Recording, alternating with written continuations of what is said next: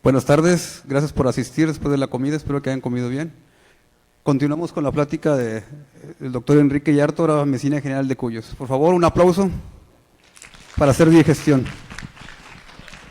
Un aplauso para que se anime. No, estoy animado porque me da mucho gusto la respuesta que tienen las salas de animales no convencionales en los congresos, y eso tiene una relevancia para quienes hemos visto que esta área no se había desarrollado antes de hace 20 años. Es importante saber que hay mucha información publicada para muchas especies y que es en conjunto con la experiencia que nosotros vamos acopiando a lo largo de los años, se vuelve algo interesante de intercambio de información. Y para nuestro país, los cuyos son por lo menos en la Ciudad de México, y sé que en otras ciudades también porque tenemos la oportunidad de viajar hacia otros sitios, los cuyos son un animal apreciado como mascota, como animal de compañía, versus otros sitios en Latinoamérica en donde se utiliza, por supuesto, como fuente proteica. Nosotros no tenemos más que cuidarlos como mascotas, y eso tiene implicaciones importantes que se alejan bastante de los cuidados que se aportan a cuyos como animales de investigación.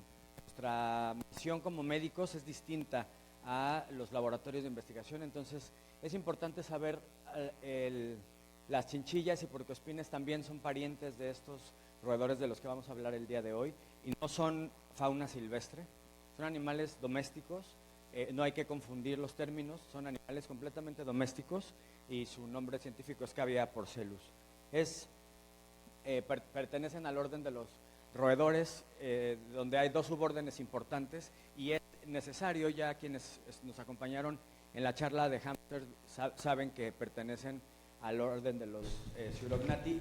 Los cuyos pertenecen al de los Strigognati, donde se alojan los roedores más grandes, y hay una gran cantidad de familias que incluso en los zoológicos también padecen las mismas enfermedades carenciales o tienen las mismas necesidades nutricionales que otros roedores. Me llama la atención en varios lugares cuando los veterinarios no tienen como un enfoque específico para estas especies, porque llegan constantemente a la consulta y llegan constantemente buscando, por supuesto, respuestas concretas y tratamientos que ya se pueden aportar a muchas de las especies, no solo a los perros y los gatos.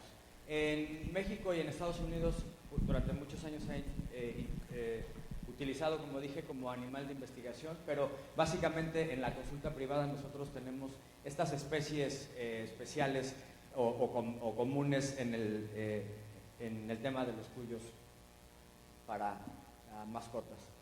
Tienen dos pares de incisivos superiores y dos inferiores, diferente a los lagomorfos, diferente a los conejos. Y es, por supuesto, diferente y importante mencionar esa diferencia porque los problemas dentales, aunque se parecen, pueden ser menos complicados en los incisivos de los cuyos que en el caso de los conejos. Tienen dientes que crecen toda la vida, y esto es un problema porque es exactamente, Miros, ¿ya hablaste extensamente de odontología? Perfecto, entonces no voy a tocar tanto el tema de odontología, pero sí es importante mencionarlo. Son animales herbívoros estrictos, esa es la diferencia más importante para ustedes clínicos. No son animales que consuman frutas, ni son animales que consuman cualquier tipo de vegetales. Son vegetales de follaje verde, y en México tenemos la ventaja de contar con muchos productos especiales para la alimentación de estos animales, porque en realidad los vegetales que nosotros consumimos o que recomendamos como vegetales de consumo humano deberían formar no más del 10% de la dieta diaria de los animales herbívoros. No tenemos productos para consumo humano que tengan esa cantidad de fibra.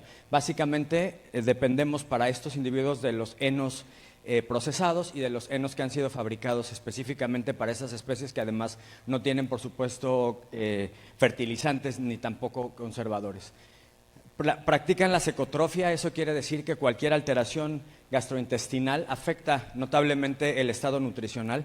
El estado nutricional de estos individuos no es lo que les aportan netamente las personas en el domicilio. Los problemas nutricionales vienen de cualquier alteración en la microbiota intestinal y, por supuesto, de la no posible reingesta de esas heces blandas, que es básicamente el concepto de secotrofia. Tienen preferencias dietéticas muy específicas y son animales completamente neofóbicos. Eso quiere decir, cualquier cambio implica un gran estrés. Por eso, desde jóvenes o desde la primera vez que nosotros tenemos a estos pacientes como consulta, hay que instaurar una dieta adecuada para, en la manera de lo posible, en el futuro y cuando estos animales son gerontes, no hacer cambios que imposibilitan el manejo y que, por supuesto, causan un estrés en demasía. Los dientes, a diferencia de otros roedores, son completamente blancos y esa es una diferencia importante porque, por supuesto, anatómicamente debemos diferenciarlos. No sintetizan vitamina C y aquí viene otra de las necesidades particulares. No deberían comer dietas de conejo o dietas de otra especie de herbívoro. Específicamente requieren vitamina C porque, igual que los humanos, no tienen una enzima hepática que es la agulonolactona oxidasa para cambiar los carbohidratos y convertir a ácido ascórbico. Por eso es importante considerar que no la procesan, pero también cuando se complementa en exceso. Cuando nosotros ponemos vitaminas para consumo humano en el agua de estos individuos y consumen mayor cantidad, genera una osteoartrosis espontánea que evidentemente es completamente iatrogénica. Así que los excesos igual son peligrosos, a veces más que las posibles deficiencias. También pueden tener problemas de calcificación que no solamente se deben a la vitamina D, sino también a la interacción de la vitamina D con el calcio y también la vitamina C. Altísima incidencia de problemas gastrointestinales porque normalmente las bajas fibras o las fibras digeribles no sirven para estos individuos. Ellos requieren fibra no digerible, que solamente está, como dije, incluida en algunos tipos específicos particulares de alimento. Tienen un tiempo total de tránsito gastrointestinal que va hasta más de 60 horas. Los valores fisiológicos para cuando hacemos anestesia o cuando tomamos muestras o cuando tenemos posibilidad de valorar clínicamente a uno de estos pacientes son importantes porque ahí es donde nosotros recaemos para las comparaciones precisamente de cuando un individuo como estos está en un estado de obesidad o, por supuesto, cuando podía estar en un estado caquéctico. Y la condición corporal es importante, no solamente el peso corporal, sino la relación de masa muscular con grasa. Las condiciones corporales en algunas especies exóticas no están bien determinadas y muchas de ellas siguen siendo subjetivas, sin embargo, varios de estos valores fisiológicos están bien descritos para estas especies y hay que conocerlos para entonces compararlos con la información que tenemos de nuestros pacientes. No son para nada agresivos, más bien responden, por supuesto, a cualquier estímulo que pudiera resultar para ellos agresivo, incluyendo los ruidos y los olores extraños en los hospitales veterinarios. En las áreas más alejadas del hospital, donde tengamos menos acceso a los olores o incluso a los ruidos con perros, gatos, hurones y aves de presa, pues evidentemente es la mejor opción para alojar estos individuos que son depredados por todas estas especies. Y eso tiene una repercusión directa en el progreso positivo, por supuesto, de los problemas clínicos y en los cuidados que nosotros aportamos a estos individuos. Si no tenemos estas precauciones, el solo estrés de la hospitalización suele causar daños irreparables. En cuanto a comportamiento, decíamos que son sumamente asustadizos y entonces cuando tenemos un proceso de enfermedad tenemos que cuidar incluso la provisión de los fármacos o la forma en que nosotros administramos la alimentación o las vías de administración de los medicamentos. Es importante que consideremos que muchas veces el dolor es precisamente lo que evita que nuestros casos clínicos salgan adelante, por lo que la investigación en qué tipo de dolor tiene y, por supuesto, la abolición del mismo a diferentes escalas será importante. se rehúsan a comer o beber cualquier alimento o bebida que cambie de color y desde luego que cambie de sabor. Por eso hay que tener mucha precaución en el tipo de consejos que damos o en el tipo de suplementos que agregamos. Nosotros básicamente por años hemos manejado sin suplementos porque en realidad recomendamos una dieta balanceada que no necesita suplementos y con ello potenciales hipervitaminosis. Las heces acumuladas alrededor de la zona perianal no es parte del comportamiento, es decir, cuando se producen esos ecotrofos, casi de inmediato son ingeridos. Cuando los encontramos ahí pegados a lo largo del día, en la tarde o en la noche, porque los consumen a primera hora de la mañana, es que hay un problema que puede venir desde dolor por problemas dentales hasta, por supuesto, problemas más graves como cáncer o cualquiera de los que vamos a mencionar más adelante. También la obesidad puede impedir que estos individuos tengan la oportunidad de colectar esos ecotrofos. Entonces la obesidad, aparte de ser un problema inherente nutricional, también puede generar otras deficiencias. Y desde luego los cuyos gerontes tienen una cantidad importante de problemas, cada vez viven más tiempo en cautiverio, cada vez tenemos más opciones para cuidarlos mejor y evidentemente los problemas como pacientes gerontes se multiplican en nuestra clínica. Varios de estos signos pueden ustedes verlos y apreciarlos de primera intención, pero muchos otros no, porque cuando llegan a la consulta y entonces están en un medio que no es el suyo, generan catecolaminas y muchos de estos signos podrían pasar inadvertidos si no somos precavidos. Estos signos hay que platicarlos y mencionarlos a las personas que tienen estas mascotas para que ellos identifiquen de manera oportuna cuando uno de estos individuos se encuentra enfermo y de preferencia, por supuesto, pudieran apoyar al veterinario a detectar los problemas de enfermedad en un momento adecuado. La hipotermia posiblemente no sería tan factible para ellos determinarla, pero para nosotros, aunada a alguno de los otros signos clínicos, como por ejemplo letargo, hiporexia o una franca anorexia, definitivamente implicarían y tendrían, perdón, aportarían una información importantísima para nosotros. Estas son generalidades de alojamiento.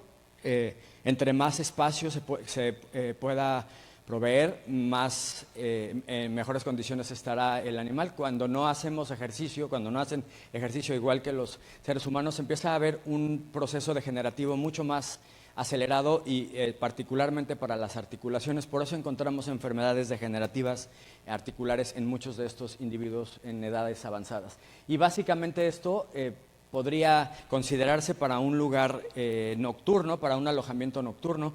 De día deben de tener más espacio, pero siempre vigilado porque constantemente pueden sufrir lesiones traumáticas si no están supervisados. Y vean, esto es de los conceptos más importantes, puesto que igual que otros pequeños mamíferos y otros roedores no sudan, entonces no pueden disipar el calor de una forma adecuada, por eso es común los problemas de hipertermia. Los sustratos son indispensables, no tienen cojinetes plantares y la aparición de pododermatitis y otros problemas relacionados con el alojamiento son indispensables de cuidarse y el sustrato, aparte de ser sólido, tiene que ser suave, es decir, una superficie suave y después el sustrato que nosotros elijamos, que puede ser, por supuesto, cualquiera de las camas biodegradables en la actualidad o también paja que no esté contaminada, que sea específicamente fabricada para sustrato de roedores. Si damos nosotros paja contaminada, igual que otras especies, tienen alta predisposición a los hongos sistémicos y enfermedades respiratorias, desde luego. Hay varias opciones de pisos o de sustratos y hay que cambiarlo constantemente porque el aparato respiratorio es altamente sensible a las concentraciones elevadas de amoníaco, por eso a muchos de ellos cursan con enfermedades respiratorias, que no hay que confundirlas con deficiencias nutricionales de vitamina C, que obviamente también predisponen a este tipo de cambios. Tenemos varias enfermedades de la piel y es importante de nuevo considerar cuando tenemos pacientes de este tipo o de cualquier tipo en donde nos refieren que hay un problema dermatológico o potencialmente dermatológico, el uso de guantes es indispensable para evitar. Si ustedes ven aquí estafilococos o varios de los hongos más comunes que vamos a ver adelante, son potencialmente zoonóticos. Por eso es importante diferenciar de todos los problemas bacterianos que yo elegí, que son los más comunes, cuáles de ellos tienen una implicación de manejo y de potencial zoonótico. Los hongos, desde luego, igual que en otras especies de mamíferos, como los perros y los gatos, también el Trichophyton, Mentagrophytes y el Microsporum canis pueden ser un problema en el caso de los cuyos, y muchas veces van en conjunto a ácaros o a otros problemas dermatológicos. Una bioderma superficial o profunda se presenta igualmente como complicación de estos casos. Sin duda este es el problema dermatológico más común, pero eso no quiere decir que sea el único. Siempre que tengamos lesiones que sean compatibles con sarna o posiblemente con hongos, tenemos que hacer raspados y tenemos que hacer, si se puede, cultivos, porque muchas veces están combinados u otras veces hay otro tipo de hongos o de ectoparásitos que afectan. Si bien las dosis de ivermectina son más elevadas que para otros mamíferos domésticos, es importante evaluar si el tratamiento está dando resultado en las primeras 2 semanas. Si es lo contrario, entonces tendríamos que volver a evaluar a través de un raspado y no solamente administrar ivermectina para cualquier problema dermatológico que vemos, porque si estamos hablando de problemas de hongos, pues evidentemente no va a tener ningún efecto. Cuando utilizamos antifungales o antifúngicos de cualquier tipo, estamos exponiendo notablemente a nuestros pacientes. Nosotros en reptiles o pequeños mamíferos, con las primeras dosis de azoles específicamente, hemos tenido cambios importantes en las enzimas hepáticas que nos podrían indicar, por supuesto, que hay un compromiso o un mayor trabajo del hígado para el metabolismo de esos fármacos. Entonces, igual que los antibióticos, si no fueran necesarios, preferiríamos entonces no darlos. Hay algunos menos comunes, pero hay que considerar que podrían presentarse, y si consideramos que los cuyos son crías de 2 días de nacidos, cuando tenemos esas experiencias, por ejemplo, en un problema reproductivo que tenemos que hacer una distosia o los encontramos ahí sin haberlos visto antes, tenemos que considerar que ya desde muy pequeños pueden tener problemas de pelo, porque no pasa mucho tiempo en que se desarrolle, por supuesto, la capa del mismo. Esta es una neoplasia de las más comunes y también no es normal que tengan algún tipo de lesión en la piel, por lo que hay que retirarlo de preferencia, y desde luego, mientras más estudios hagamos, mayor cantidad de problemas vamos a identificar con una etiología o etiopatogenia. Hemos encontrado una gran cantidad de tumores, varios de ellos, aunque son grandes e invasivos, muchos de ellos son benignos, a diferencia de hurones o de erizos, en donde encontramos una gran tasa de malignidad en los problemas dermatológicos o en general en los tumores. La doctora Miroslava va a hablar mañana de problemas dentales, pero sin duda alguna son la queja más común en la clínica veterinaria de exóticos. Todos son de crecimiento constante, y entonces podríamos, si no tenemos los sustratos adecuados en la alimentación, me refiero no en la cama, sino en la alimentación, la formación de espículas u osteofitos es común en estas especies. Por esa razón necesitamos contar, si damos consulta todo el tiempo, con un equipo de dientes específico para poder valorar. No es lo mismo abrir con un par de gasas que abrir con este tipo de abrebocas para roedores, o abrir las mejillas. Las cavidades orales de los animales herbívoros son sumamente pequeñas, y a menos de que lo hagamos con este tipo de equipo, no podríamos evaluar y sobre todo dar los tratamientos adecuados. Los problemas de oclusión son el primero que vamos a describir brevemente. Si nosotros recordamos, debe de haber una sobreposición leve de los incisivos superiores sobre los inferiores, pero muchas veces el crecimiento anormal de las raíces de los molares es el que no permite que esa oclusión sea normal, y por supuesto va a alterar desde ya el consumo de alimento.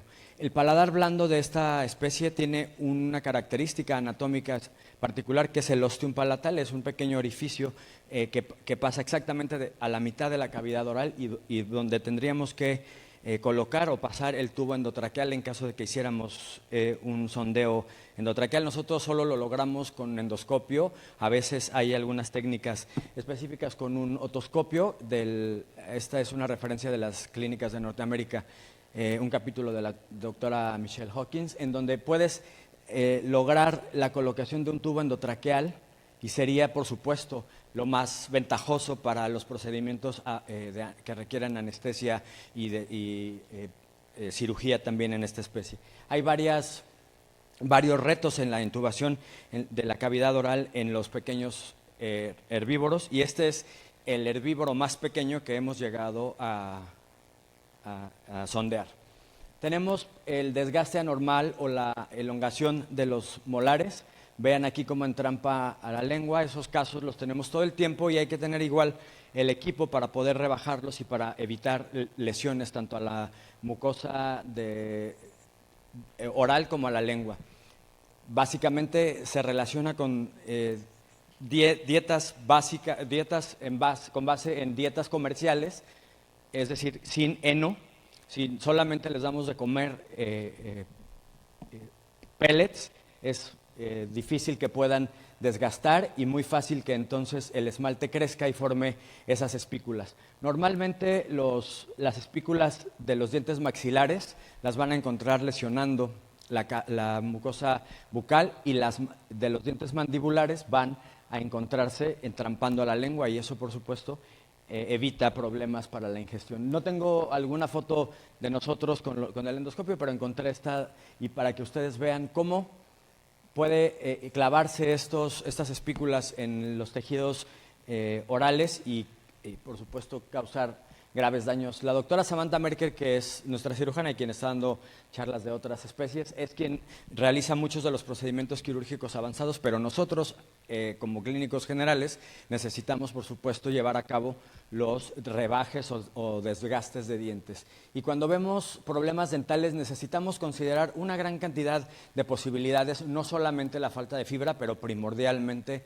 la ausencia de la misma. Hablábamos ya de la deficiencia de vitamina C, que también es importante para que esos dientes no crezcan de forma adecuada, los excesos de algunos minerales y las deficiencias, por supuesto, de vitamina A. También son causas genéticas en muchos casos con estas especies. Y vemos algunos signos clínicos, como les decía, la hipersalivación o la inflamación de la mandíbula.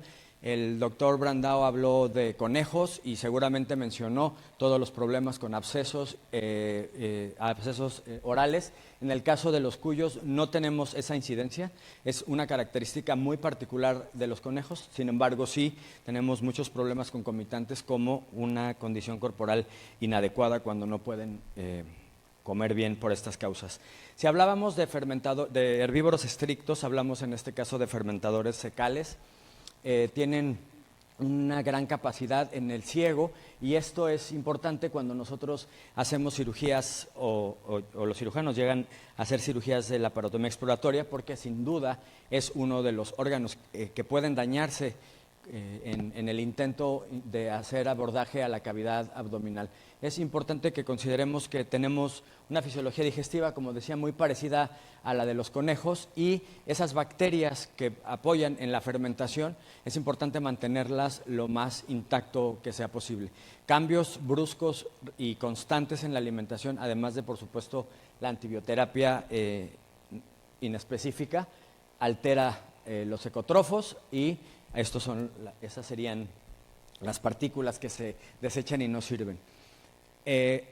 Muchas veces preguntan en los congresos qué tal si nosotros damos antibioterapia y también damos lactobacilos para proteger a esa flora intestinal. Muchos lactobacilos son anaerobios y no específicamente el tipo que nosotros podríamos complementar con un suplemento a base de lactobacilos. Entonces, lo que haya en el mercado, tal vez para perros o gatos, no funciona para los pequeños mamíferos. Hay varias discusiones en la literatura científica de estas especies y no hay ningún estudio prospectivo que nos indique el posible efecto benéfico de la administración de lactobacilos. Por eso aquí pongo lo que frecuentemente se encuentra como parte de la flora normal, que también considera coliformes, levaduras y bajos números de clostridias. Por eso les decía que las las tinciones de Gram y la citología son indispensables para saber cómo está esa flora intestinal y si realmente requerimos administrar un antibiótico o, por el contrario, podría alterarse más de lo que ya está esa microbiota. Las altas cantidades de fitolitos, que son pequeñas piedras invisibles al ojo sin microscopio, son las que podrían hacer la diferencia para nosotros en el desgaste de esas piezas dentales. Son altamente abrasivos y ninguno de los vegetales que consumen los humanos tiene ese tipo de fitolitos o materiales abrasivos. Por eso es para nosotros irreemplazable la fibra no digerible para estos individuos. Y siempre preguntan, ¿qué podemos dar de comer? Pellets únicamente, aunque sean de calidad premium para cuyos, provocan muchos problemas relacionados con la alimentación. Por eso no los utilizamos. Ya para mantenimiento ocupamos algunas relaciones específicas de kilocalorías, pero no los utilizamos como dieta única.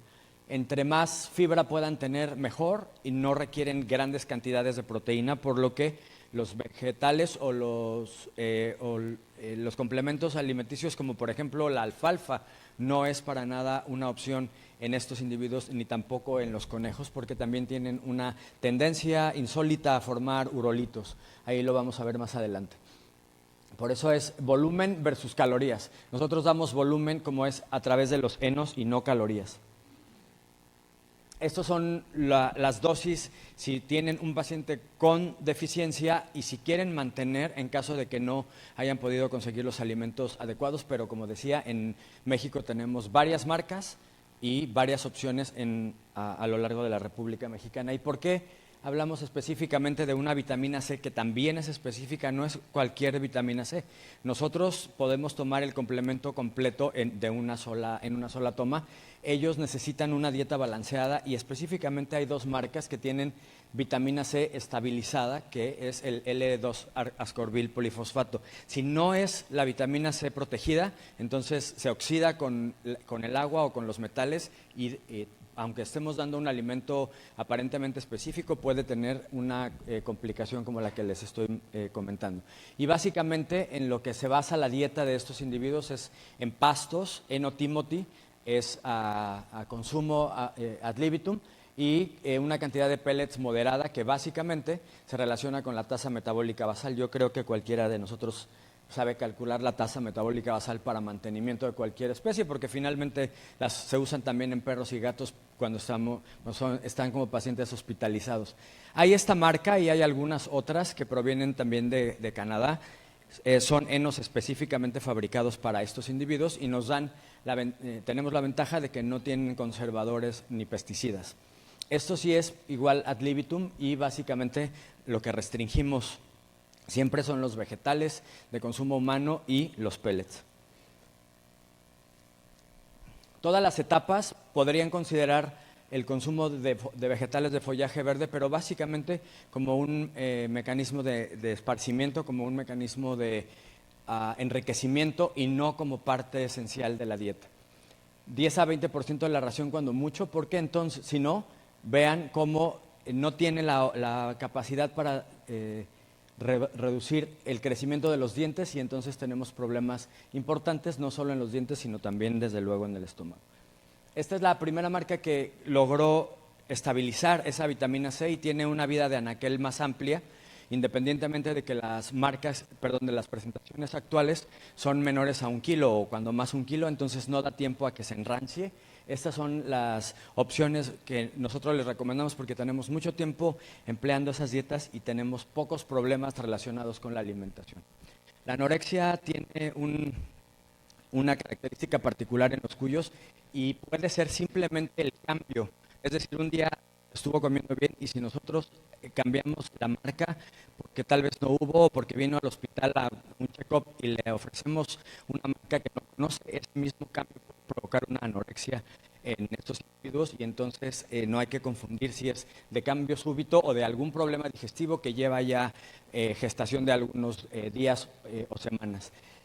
Las Dietas de altas concentraciones de semillas y granos provocan desde luego problemas digestivos que se relacionan con la obesidad, y siempre la relación inversa de fibra con carbohidratos es lo que nos provoca estos problemas. Básicamente nos alejamos de una dieta con estas características. Ningún cereal, no golosinas, tampoco frutas, porque obviamente las prefieren sobre otros alimentos, y no hay ninguna relación entre un animal herbívoro y el consumo de ningún tipo de fruta, ni manzana, ni papaya, ni plátano, ni nada. Entonces, sí hay que ser un poco más estrictos para que visiten el veterinario solamente por revisiones rutinarias y no por enfermedades. Otro problema asociado a la dieta es la tricofagia, sobre todo cuando están con otros en un grupo de más de 2 cuyos, porque les falta fibra o les faltan algunos minerales y entonces se comen el pelo del compañero. Cuando hay un consumo, un autoconsumo, es más grave porque seguramente la dieta es todavía más deficiente. Así que hay que hacer varias evaluaciones de esa dieta y no solamente pensar en causas infecciosas que las vimos al inicio de esta presentación. Problemas asociados a la dieta, también la urolitiasis. Es no siempre muy claro, porque aquí podríamos, ¿qué piensan de esta placa radiográfica de abdomen?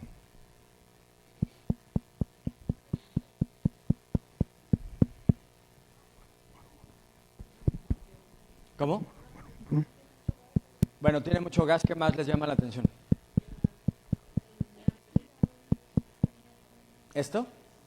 Ok, este es un urolito y estas son las glándulas vulvoretrales que tienen muchas veces calcificaciones con la edad.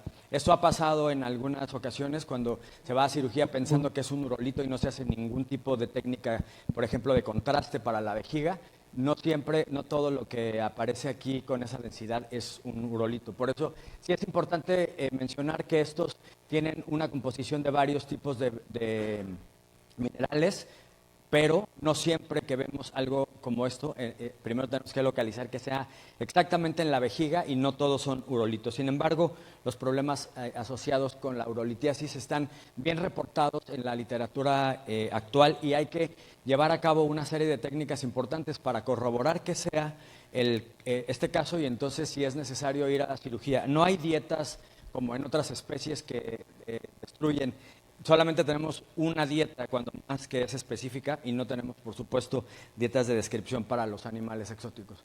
Pero sí tenemos oportunidad de llevar a cabo intentos para, si hay una obstrucción uretral, intentar que deje pasar la orina, porque estos, por supuesto, son emergencias y son emergencias comunes, y después de la estabilización, perdón, es que es el aire acondicionado, llevar a cirugía y hacer la extracción del cálculo.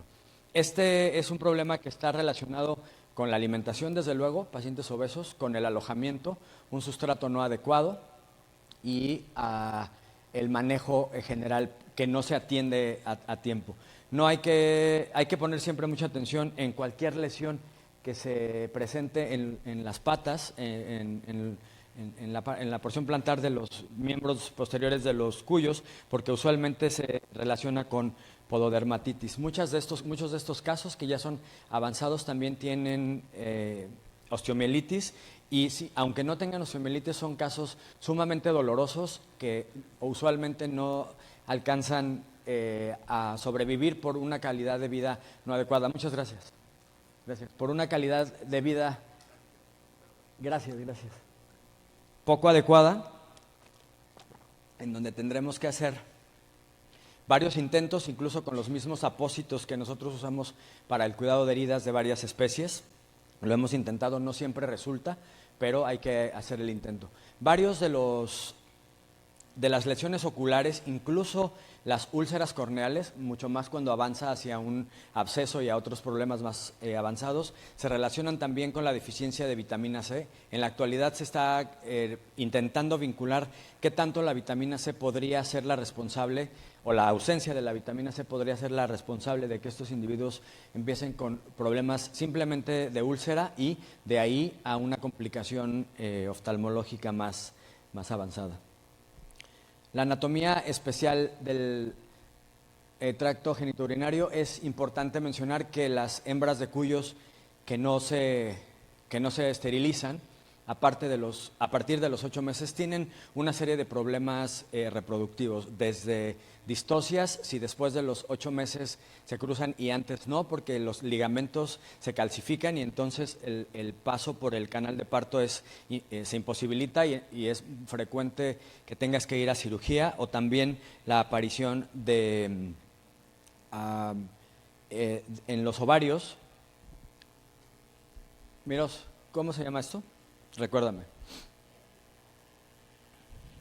Quistes que pocas veces se relacionan con tumores, pero que muchas veces empiezan como una deficiencia, o que suponemos que es una deficiencia en la dieta porque no puede comer y no defeca. Básicamente se debe a que los quistes crecen tanto que desplazan las asas intestinales y el ciego, entonces hay que abordarlo no necesariamente como un problema digestivo, sino potencialmente como un problema reproductivo, y los propietarios dicen, ¿para qué tienes que hacer un ultrasonido si estamos hablando de falta de fibra? No siempre es falta de fibra, sobre todo cuando, por supuesto, cuando son animales enteros.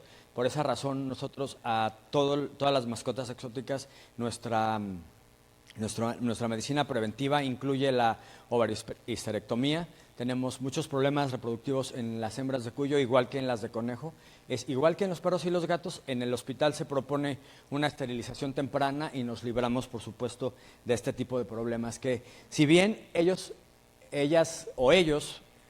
usualmente están distendidos por la cantidad de gas, habíamos hablado de un ciego muy grande, no siempre es eso. Hay que evaluar, aunque no tengan signos clínicos. Para nosotros el check-up de las hembras incluye radiografías y ecografía abdominal para detectar estos quistes a edades tempranas, o en su defecto llegar a la cirugía y poderlo retirar a tiempo. Hablábamos de esto, de las glándulas sexuales accesorias. Varias de ellas tienen algunas calcificaciones, y entonces igualmente con el ultrasonido o con la neumocistografía es un medio de contraste natural con el que podríamos detectar si es o no un cálculo, o si es básicamente un cambio a la edad de estos individuos. Hay varios tipos de reportes en la actualidad, no solo de problemas reproductivos en las hembras, en los machos también los hay, y por esa razón a nosotros nos preguntan qué tan importante es la castración también de los machos. Y básicamente, como no se utilizan para reproducción ni los conejos ni los cerdos de Guinea o cuyos, igualmente los metemos a un programa de esterilización temprana, en donde desde luego la medicina preventiva tiene muchas más ventajas. Hay varios datos reproductivos, todavía se usan en la venta para mascotas. Muchos de estos individuos están completos, y es importante conocer las generalidades del ciclo estral. Se reproducen sumamente rápido, y este es un problema cuando no se hace la determinación del sexo durante la consulta, cuando no se lleva a cabo para la camada recién nacida, porque apenas a lo mejor 3 meses después de nacidos podrían tener la primera camada estos individuos. Así que es importante considerar que nacen con ojos y oídos abiertos, cubiertos de pelo y la dentición completa, por lo que la posibilidad de reproducción y el metabolismo es mucho más acelerado.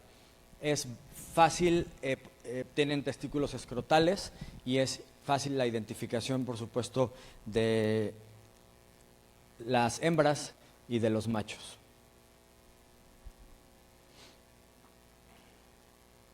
Tomamos muestras, sí, todo el tiempo, forma parte de nuestro panel. Como decía Miroslava, nosotros nos acostumbramos a algunas técnicas en particular, y para nosotros la colecta de sangre de la vena cava craneal es mucho más fácil si sabes llevarla a cabo en una cavidad torácica pequeña, que puedes lesionar el corazón.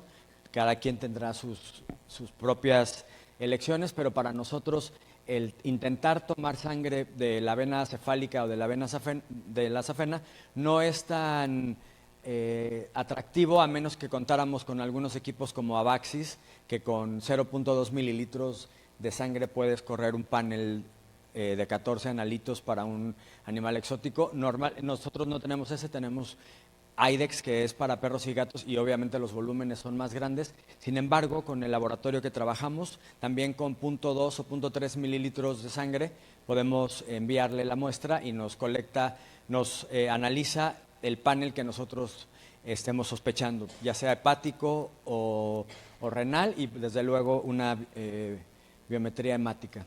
Puede haber sangrado intratorácico si no se lleva a cabo de forma cuidadosa. La terapia de líquidos, el subcutáneo, básicamente es para pacientes que no están severamente deshidratados, igual que en otras especies utilizaríamos de preferencia el endovenoso si necesitamos una provisión constante de líquidos o para pacientes hospitalizados. Solamente el mantenimiento se calcula así, o también la tasa de 3 a 4 mililitros por kilo por día funciona para mantenimiento, pero para la deshidratación es la fórmula que todos conocemos. Como decía, si nosotros queremos terapia subcutánea, no es para pacientes críticos.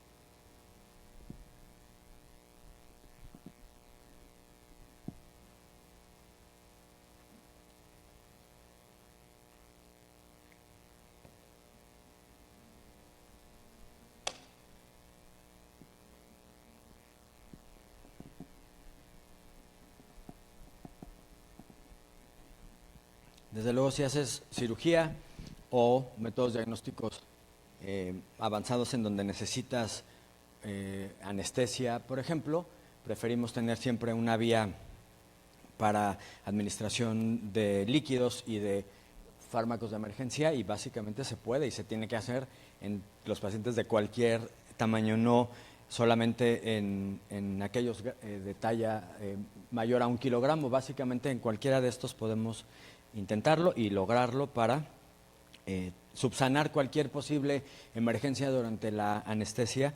Habíamos hablado de esa cavidad oral estrecha, habíamos hablado también de la dificultad o a veces imposibilidad para colocar un catéter, una sonda endotraqueal. Entonces, al menos tener las vías periféricas permeables es importante para nosotros poder llevar a cabo un procedimiento de anestesia y de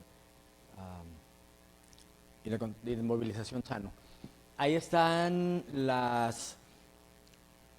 los fármacos que usualmente no utilizamos por vía oral. Algunos de ellos, como dije antes, los usamos parenteral si fuera el caso, cefalosporinas tal vez, pero por vía oral no hay necesidad. Nosotros, en el caso de la clindamicina, no la usamos frecuentemente para estos pacientes, la usamos en las perlas de metilmetacrilato y nos ha dado muy buen efecto en roedores, en roedores y conejos, básicamente en conejos, porque es una liberación prolongada, pero no la administramos como vía oral o vía parenteral, básicamente la dejamos en esas perlas. Y algunos de los que podrían ser, y siempre digo podrían porque depende la dosis, depende la frecuencia y el tiempo, podrían tener mayores ventajas, son estos, los aminoglicósidos o glucósidos.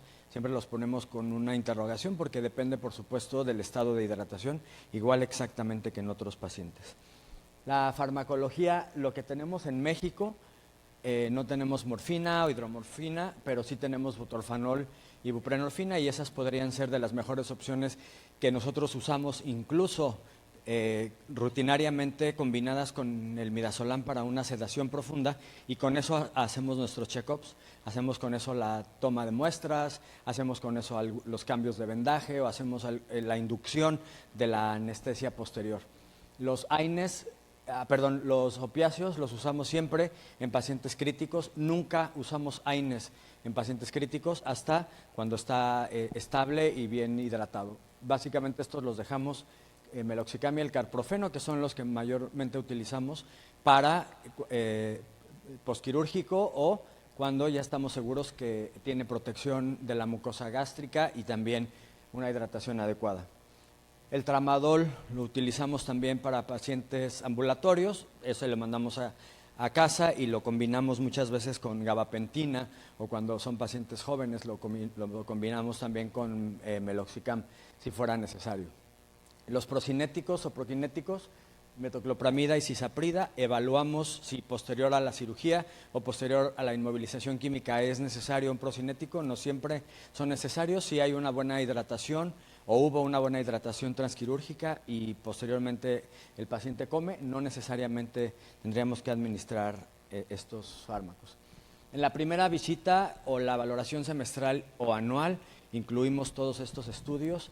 Es importante considerar que para los estudios de cavidad oral no solamente utilizamos las tomas laterales o ventrodorsales, utilizamos varias tomas anguladas, inclusive para detectar si pudiéramos, si tuviera alguna alteración, y siempre en animales geriátricos o gerontes, uroanálisis, radiografías y también ecografía.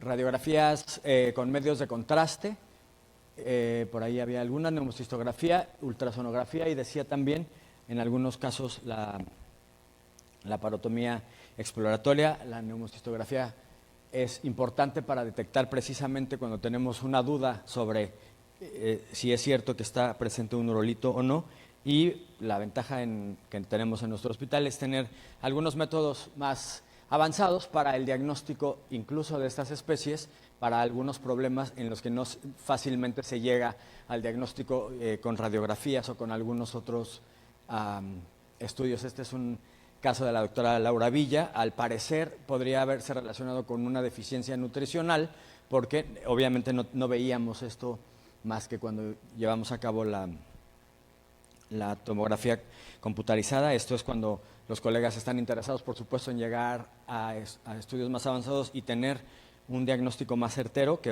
empleamos todos estos métodos y lo hacemos igual que en los perros y en los gatos. Es una visita rápida a la medicina de Cuyos y tenemos exactamente los 10 minutos restantes para preguntas. Gracias. Un aplauso.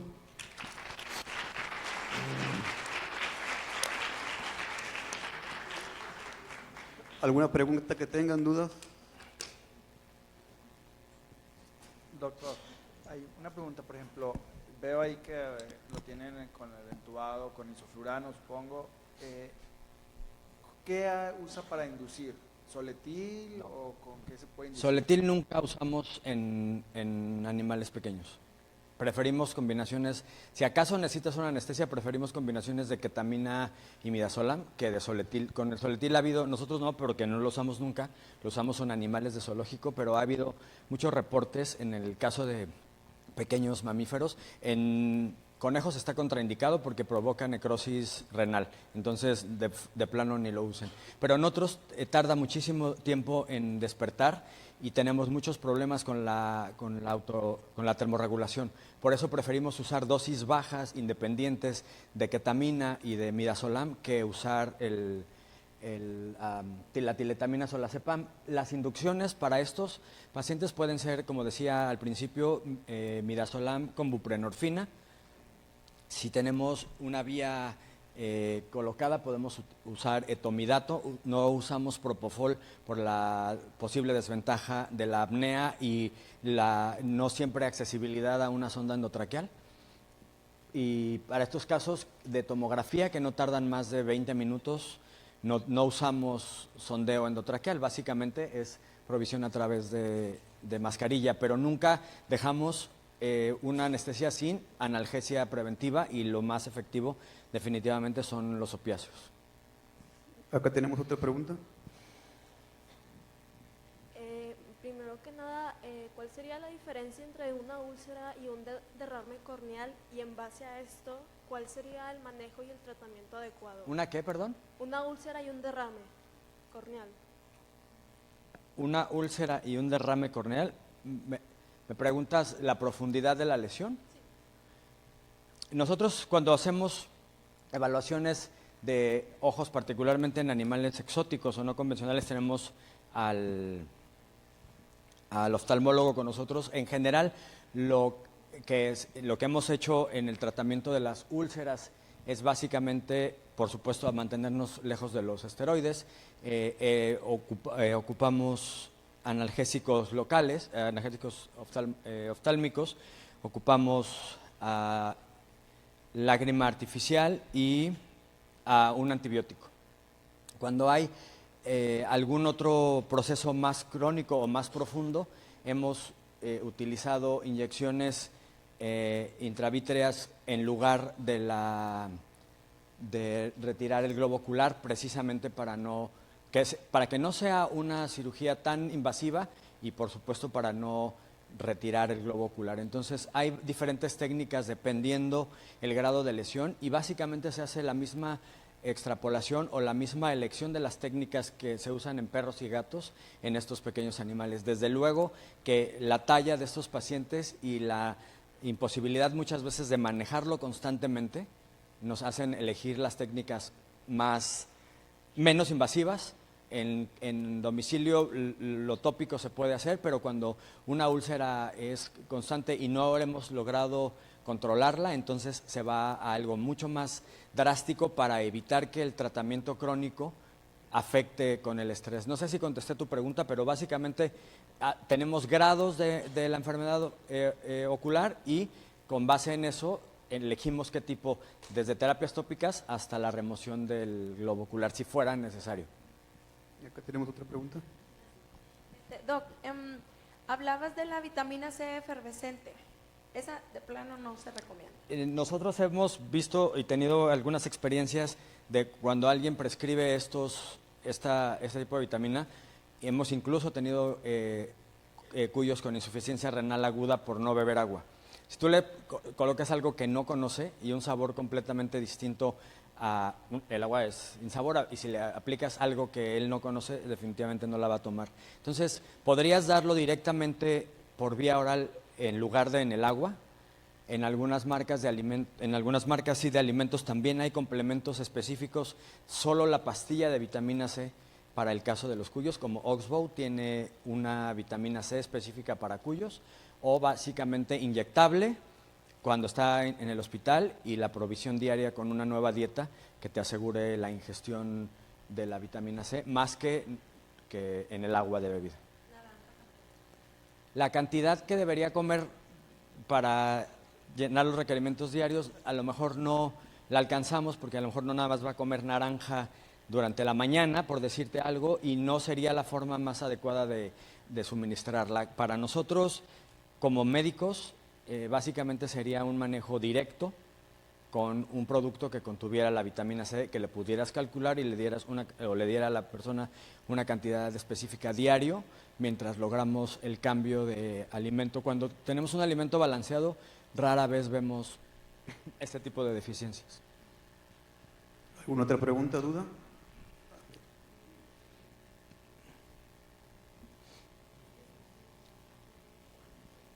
Médico, yo he escuchado mucha controversia con respecto a las semillas, que a veces la gente quiere alimentarlos al igual que un hámster.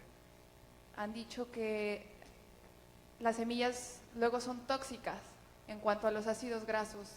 Eso quiero saber si es verdad. No son tóxicas porque no contienen ácidos grasos, contienen grasa. Los ácidos grasos los requieren y precisamente las semillas no los aportan. Tampoco para los hámsters son adecuadas.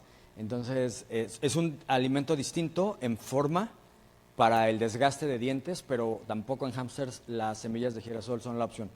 Pueden tener tóxicos o pueden tener hongos, por ejemplo, por el tipo de almacenaje, pero básicamente a lo que nos referimos nutricionalmente es que tienen graves deficiencias en varias vitaminas y minerales y sí contenidos importantes de grasa, no de ácidos grasos. Si tuvieran los ácidos grasos esenciales, tal vez podrían consumirlas sin tantos problemas.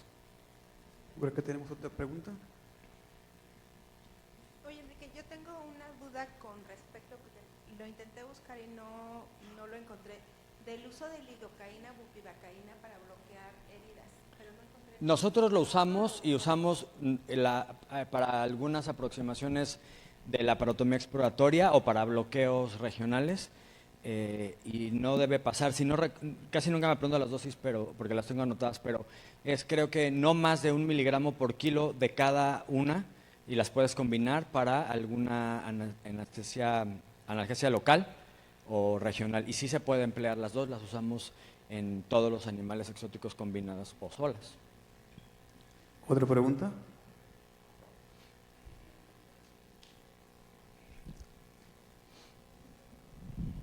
Bueno, pues le damos un aplauso Gracias. al doctor.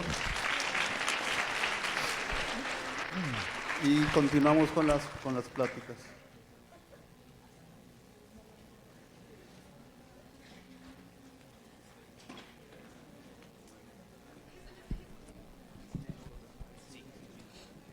Ahorita continuamos con la plática con el doctor Joao Brendao, de Medicina del Oro. Bueno.